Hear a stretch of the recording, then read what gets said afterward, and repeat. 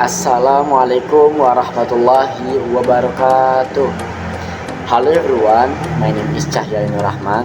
I'm from class 11 Computer Network Engineering. In this video, I will show you how to install processor and RAM on the motherboard. Okay guys, before we go to the steps, the first one we have to prepare the component that we'll use. The component are: the first is processor. The processor is the main component of a computer whose function is to process data and execute commands. And then, this is RAM. RAM is hardware that functions to store data temporarily. And the last component is motherboard. The motherboard is the main component whose function is to connect other hardware. Okay guys, next let's move on to the steps. Okay guys, for the first step is we open the processor. Let's look. We pull and lift. If it's already open it, next we place the processor on top of the socket. We place on the socket. Make sure the processor direction is correct so it can look.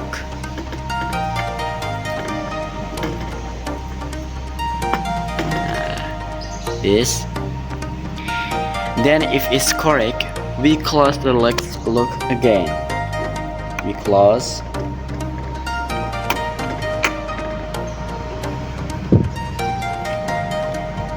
Nah.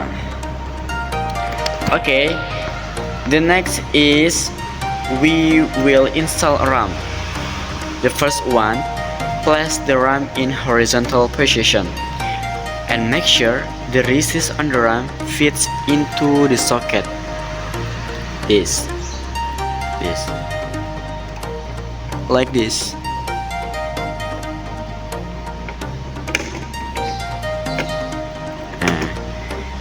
This. And next, if the RAM position is correct, then we press on both ends the RAM.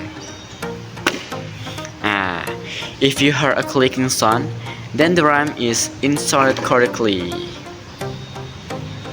Okay guys, that's next tutorial from me, and the processor and RAM is ready to install on the motherboards.